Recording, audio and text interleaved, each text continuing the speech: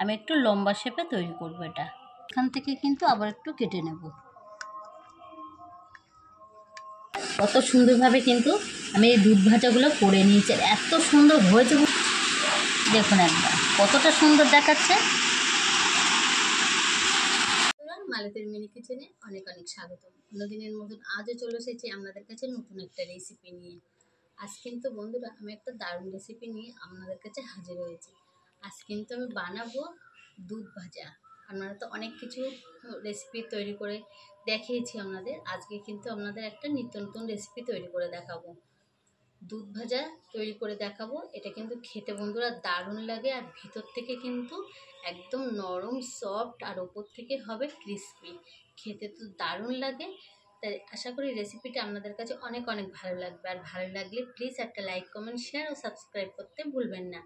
Subscribe করে পাশে থাকবেন, আর পাশে থাকা বেল আইকনটিতে প্রেস করে দেবেন, তাহলে ভিডিও ছাড়ার সাথে সাথে নোটিফিকেশনটা আপনাদের কাছে গিয়ে আগে পৌঁছে যাবে। চলুন তাহলে দুধ ভাজাটা তৈরি করা যাক। প্রথমে আমি এখানে একটা বাটি নিয়েছি, আর বাটির মধ্যে আমি 500 মতন দুধ নিয়েছি। আর দুধটা কিন্তু হালকা একটু গরম করব, খুব বেশি কিন্তু না, হাত সওয়া গরম। তার ভিতরে 1 বাটি মতন আমি দিয়ে দিলাম কর্নফ্লাওয়ার, আর তার সাথে দিয়ে দিয়েছি 1 বাটি মতন চিনির গুঁড়ো। চিনিটা একটু গুঁড়ো করে নিয়েছি, খুব বেশি কিন্তু মিষ্টি দেবো না, বেশ আমটি আমটি মিষ্টি হবে, খেতে দারুণ লাগবে। এই অবস্থায় কিন্তু দুধটা বেশ ভালো করে জাল করে নিতে হবে, আর একভাবে অনবরত নেড়েই যেতে হবে, না হলে কিন্তু দুধটা তলায় লেগে গিয়ে দলা পেকে যেতে পারে। যেহেতু কর্নফ্লাওয়ার দেওয়া, নাড়তে নাড়তে কিন্তু বেশ খানিকটা ঘনও হয়ে এসেছে, দেখতেই পাচ্ছেন কতটা ঘন হয়ে এসেছে।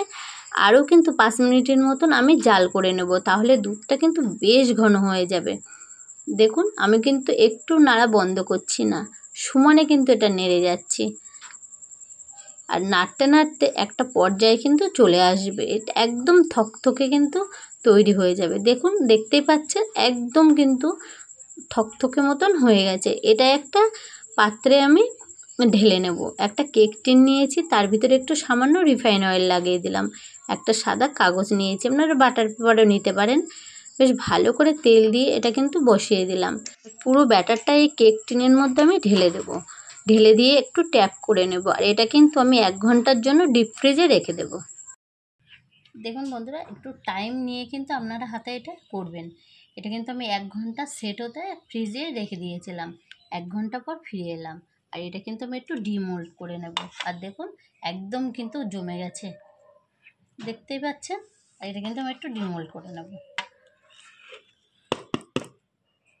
দেখুন কত সহজে ছাড়িয়ে গেল, আর কত সুন্দর একটু দেখতে লাগছে, একবার দেখুন।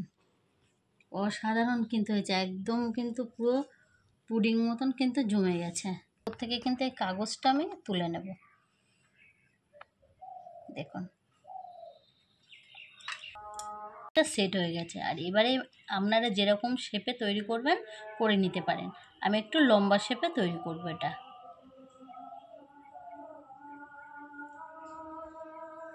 দেখুন কত সহজে কিন্তু এটা কেটে যাচ্ছে।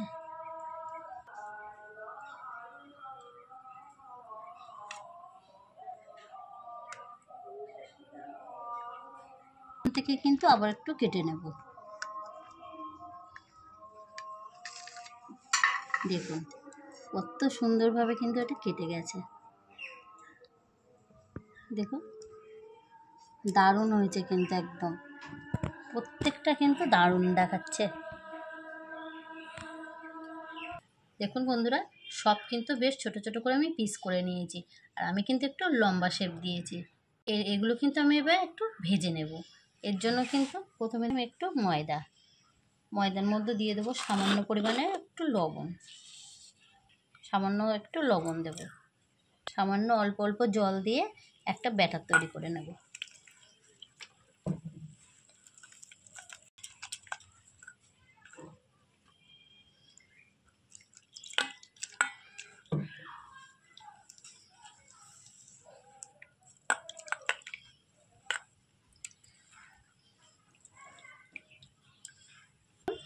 আমি কিন্তু ঠিক এরকম ঘন দিয়ে একটা ব্যাটার তৈরি করে নিয়েছি ময়দা দিয়ে। আমি এখানে নিয়েছি কিন্তু রুটি যে স্লাইস রুটিগুলো পাওয়া যায় সেই রুটিগুলোই কিন্তু এখানে গুঁড়ো করে নিয়েছি। আপনারা যদি মনে করেন ব্রেড গাম দিয়ে করবেন সেটা করতে পারেন। আমার কাছে ব্রেড গাম ছিল না, তো আমি এই পাউরুটিগুলোই কিন্তু গুঁড়ো করে নিয়েছি। তো একটা একটা পিস আমি নেব, আর প্রথমে কিন্তু আমি এরকম কোট করে নেব, ময়দার গোলায় কিন্তু এরকম কোট করে নেব, দিয়ে দেবো কিন্তু ব্রেড গামের এর সঙ্গে ভালো করে মিশিয়ে নেব।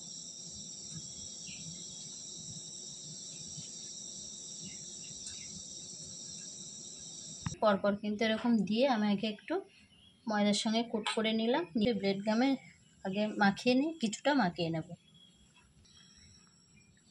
অল্প আছে কিন্তু প্রথম আগে ভেজে নেব।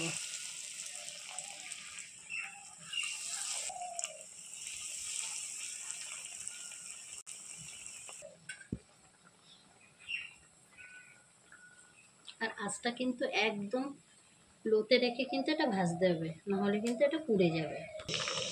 দেখুন বন্ধুরা, এগুলো কিন্তু বেশ ভালোভাবে কিন্তু এক পিঠ ভাজা হয়ে যাচ্ছে, আর এগুলো আমি এবার উল্টে দেবো।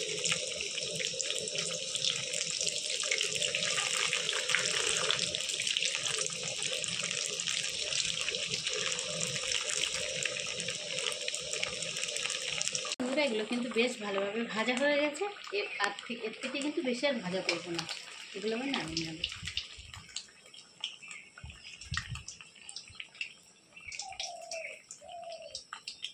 কতটা সুন্দর হয়েছে দেখতে, কিন্তু দারুণ লাগছে বন্ধুরা। একটা স্ন্যাক্সও কিন্তু আমাদের একটা স্ন্যাক্সও বলতে পারেন, আবার কিন্তু দুধ ভাজাও বলতে পারেন। দেখুন বন্ধুরা, কত সুন্দরভাবে কিন্তু আমি এই দুধ ভাজাগুলো করে নিয়েছি, আর এত সুন্দর হয়েছে বন্ধুরা, কি বলবো না দেখে। আর একটা আপনাদের ভেঙে দেখাচ্ছি যে ভিতরটা কতটা সুন্দর হয়েছে। উপরটা কিন্তু একদম ক্রিসমি আর ভিতরটা জুসি। দেখুন দেখুন একবার কতটা সুন্দর দেখাচ্ছে। আর খেতে তো বন্ধুরা দারুণ হয়েছে। আপনারাও কিন্তু ঝটপট এরকম করে দুধ দিয়ে এই ভাজাটা তৈরি করে নিতে পারেন। বন্ধুরা, আজকের রেসিপি এই পর্যন্ত, নিয়ে আসছে একটা পরের রেসিপি। ততক্ষণ সবাই সুস্থ থাকবেন, ভালো থাকবেন, টাটা। আর একটা এই দুধ ভাজা খেয়ে একটা দেখবো খেতে কেমন হয়েছে। খেতে কিন্তু বন্ধুরা বেশ দারুণ হয়েছে, তবু একটা খেয়ে দেখবো। ভিতরতে কিন্তু দারুণ লাগছে, হালকা মিষ্টি, দারুণ হয়েছে। আমার ছেলেকেও একটা দেবো। আর বাইরে এত পরিমাণে বৃষ্টি হচ্ছে যে আবার কিন্তু একটু ভয়েস দিতে হলো।